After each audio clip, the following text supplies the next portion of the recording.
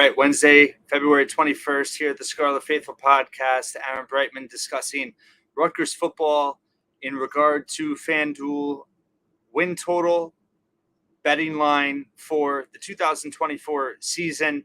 Came out, I think, like a week ago, maybe a little bit longer. Rutgers opened at 5.5, where you could bet either obviously the over or the under, and it's actually jumped now to 6.5, which is pretty interesting. I don't know if a lot of Rutgers fans outside of New Jersey are betting the over, or people going to Vegas or whatnot, or just people in college football. I think that 5.5 was a little bit low. I kind of feel like 6.5 is perfect, because I think, anywhere from 6 to 7, maybe a little bit more is possible. Wanted to kind of just briefly, and again, let me preface this. I know it's February. I know it's super early. Spring practice hasn't even started yet. Rosters are not complete. It's very early, but hey, let's have fun with it. And everyone's excited about the 24 season, hoping Rutgers can make progress off the 7-6 bowl winning campaign of 2023. One thing to note in 2023, I look at it as pretty much all the winnable games. I guess you could argue Wisconsin should be in there, but it was a road game. Rutgers pretty much won every winnable game they had. The Wisconsin game's debatable. Iowa, they were underdogs. So, that worked out in a very positive way. It doesn't typically always work out where you win, almost all or all of your winnable games. And I think that that's an interesting context for 2024, where I know that there's been chatter. I know Steve Politi and Brian Fonseca discussed it on the Rutgers Rant, and it's on message boards about Rutgers make the college football playoff? Is this their best chance? Obviously, statistically, everyone has a better chance now, with the playoff now being 12 teams versus 4. And now that the Big Ten no longer has divisions, just in terms of the top 2 teams, right? It doesn't have to be the East versus the West. So there's more opportunity. And in terms of Rutgers' schedule, I think the biggest takeaway for 24 versus 23 is that there really aren't any surefire losses on the schedule like there were previously, being in the Big Ten East, knowing you were going to have to play Michigan, Ohio State, and Penn State. Were pretty much, if you want to say 98, 90%, 99% lock losses on your schedule. You no longer have that. So that's a huge advantage for sure. So things are very optimistic in that regard. That being said, looking at the 24 schedule, I don't think that there's any more sure thing or close to lock wins on the 24 schedule versus 23.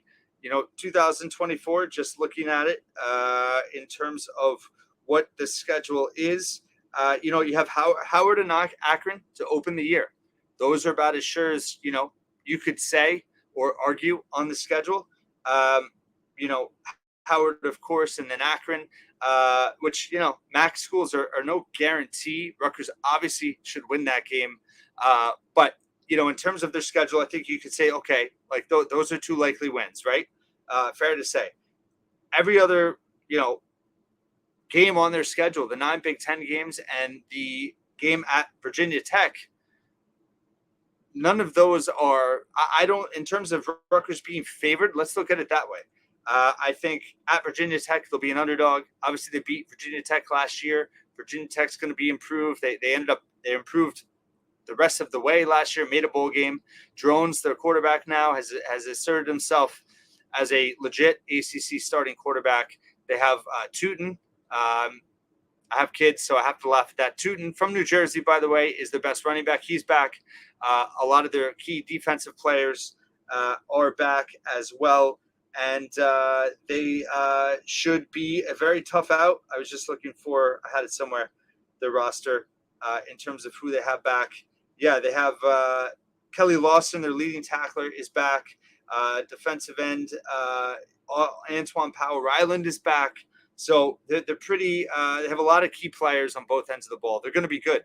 By the way, their FanDuel total is 7.5. So expectations are higher in Blacksburg. Blacksburg is a very difficult place to play. No way Rutgers will be favored in that game. It doesn't mean they can't win, but again, that could be That's a less than 50% chance, I would say, to win that game. Would be a huge win if they could do it. Then you have Washington at home. I did a podcast earlier this offseason about Washington and the upheaval with the roster and the coaching change. And, Rutgers having a better chance than expected because all their key contributors from the national championship game making team, said that terribly, national runner-up, national finalist team, is essentially gone. So they're rebuilding. They're still going to be good. They'll still get, guys from Arizona for Jed Fish, the new head coach, but certainly not as daunting a game as previously thought. But I don't think they're going to be favored in that game. Then you're at Nebraska. Nebraska's win total projections opened at 7.5. They're Nebraska's always hyped, but year 2 of Matt Rule, they're expected to be better. Wouldn't expect Rutgers to be favored in that game. Then you're at home against Wisconsin. That's going to be an interesting one.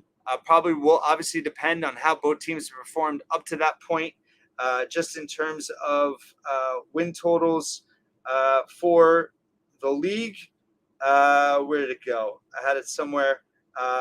Wisconsin, have to check where they're at, but I wouldn't expect them to necessarily be favored. And frankly, if we're going to talk about it, I mean, we know that Wisconsin will probably get the benefit of the doubt for the spread coming in, unless they've had a disaster start. Otherwise, I don't know. It could be a toss-up game. But again, I wouldn't expect Rutgers to automatically be favored in that game. And Wisconsin's win total opened at 6.5. So we'll see how they are up to that point. But again, not a game that Rutgers you could pencil in. We could definitely, I think it's fair to say, winnable. But favored, I would say right now, not. Then they host UCLA, could be favored in that game. At USC, won't be favored. Minnesota at home, I would think they're favored, at least going up to this point. Minnesota's win total opened at 4.5. At Maryland, not going to be favored after the last couple of years, unless Maryland's just a disaster, which without Tua, which is I wouldn't expect. I think they still have a lot of talent on the roster. It's going to see how they finish and how they replace Tagovailoa. So we'll see. And then Illinois at home, I would think they're favored. As of now, that can change, and that's at the end of November, so that could easily change. And then at Michigan State, I would expect right now not to be favored in that game, just with their new staff and Jonathan Smith, and they brought in a lot of transfers, but we'll see. So I think confidently you could say they'll be favored and expected to win Howard and Akron. After that, I think they could be favored at home against UCLA, Minnesota, and Illinois. I don't really see any road game they're going to be favored in. So, again, I'm optimistic on next season. If their projected win total at 6.5 right now, I think it's, they could definitely win 7 games, but they could fall short of that as well. I don't think there's any surefire. There's more winnable games, less surefire losses, but there's no more locks on the schedule compared to last year. It's about the same. So you just have more winnable 50-50, tossed up games on your schedule, which could lead to more wins, but it doesn't guarantee it.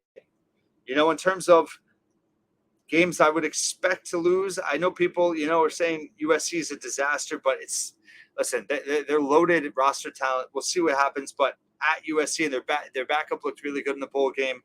That's pretty daunting. I would pencil that in as a loss. And then honestly, that is the positive, is at Virginia Tech, Washington, at Nebraska, Wisconsin, UCLA, Minnesota, at Maryland, Illinois, and Michigan State. I mean, none of those are surefire losses. I think, they've been outclassed by Maryland, obviously, the last couple of years. But all of those, I understand why people are hoping they could potentially challenge for a college football playoff spot because, Rutgers could win all those games. Very rarely ever do you win all your matchup games, all your 50-50 games, all your winnable games. It just doesn't happen, but much at all. But it could. It could. Could Rutgers go 11-1? I mean, yeah, they could. Do I think it's going to happen? No. Do I think they could go 8-4? I do. I do think they could go 8-4. Could they go much better than that? It's certainly possible. You need a lot of things to go right. Obviously, Kyle Monungai back can, improve quarterback play occur. to lead to growth in the offense remains to be seen. David Anderson and I have talked about the defense needing to now adjust. They're going to be playing against more pass-heavy offenses with these Pac-12 schools coming in. So that's going to be an adjustment. Certainly reason for optimism. I'm just not preaching blind optimism that I think it's, they have a good shot at making the college football playoff. I'm sorry. I think they definitely could be a top half Big Ten team. I think they could be an 8-win team. More than that, I personally wouldn't bet on, just because I think there's a lot of tough games in there, a lot of winnable games. But, by the drop of the ball, I mean, listen, Rutgers, could have lost a couple games last year that they won. Michigan State, of course, jumping out as a game that, they pulled out in the end. It was a dramatic, unbelievable comeback win. But the inches, in terms of how close they were to being 5-7, was not that far away. So all the other wins were pretty much convincing. So going into 2024, lots of reason for optimism. But in terms of the win total, right now it's 6.5. That's about, that's why they call it gambling, right? If you project the over on that, I think actually College Football Network, it's called, has their 15 best plays for the 2024 win totals on FanDuel, and they have Rutgers as the 14th best play, picking the under at 6.5. So for what it's worth, note that. Thought it was interesting to look at, and it's something we're going to revisit a lot in the off season as the roster changes, as other roster changes occur throughout the league. But listen, we should all be excited about Rutgers football moving forward, the 2024 season, and it is wide open. And that is the point: is that those surefire losses are off the schedule now. So everyone should be optimistic. How optimistic you are with your own money. I'm not endorsing gambling or saying you should bet the over or the under. I'm just putting it out there, and it's an interesting off-season conversation in terms of how Vegas is looking at this team. And I think they're 5.5, 6.5 projected win. That's right, kind of where they should be. But again, they won 6 regular season games last year. Can they improve on it? And just to be clear, these projected win totals are based on regular season, not postseason with the bowl. So Rutgers went 6-6. Can they go 7-5? Obviously, they won that bowl game in Miami. It's a confidence boost. They have so many key seniors returning. It's a veteran group. Can some of the newcomers step in? Can some of the youth develop? Can they take that step offensively? All is going to matter in the long run. But I do think one key thing to look at from my perspective is how many games will Rutgers be favored to win next year? I think you could argue 6.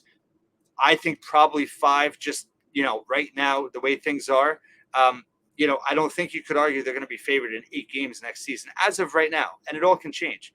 But that's just kind of how I look at it in terms of the ceiling of the season. Rutgers essentially won all the games that were favored to win last year and lost all the games that were underdogs in. So if you look at it from that perspective, I think that, should kind of set expectations. And I think 7 wins is, where everyone should hope. And obviously you want more. I think 8 is possible. Again, you go above that, a lot of things have to happen that go the right way for Rutgers. Not saying it can't, but just being realistic in how things typically happen. There's ups and downs for every team. Obviously, you have to stay healthy. And but certainly the time to dream the impossible dream.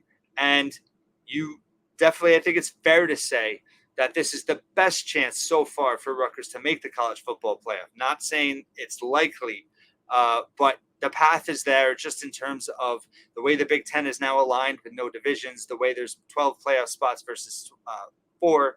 The Big Ten is going to get more than one team in. So essentially, if you get into that second or third spot, you potentially could make the playoff. Now, Rutgers has to, there's a lot of variables there. So just laying it all out there. But excited for 2024. Can't get here soon enough. Spring camp opens in March. We'll have plenty of football coverage up to that point. Also, if you didn't see today, Knights of the Raritan announcing a great promotion in terms of NIL. If you become a member or upgrade your current membership with Knights of the Raritan, you are entered into a drawing to get the Scarlet ticket, which is season tickets for the 2024 and/or 25 season for football, men's basketball, women's basketball, and wrestling.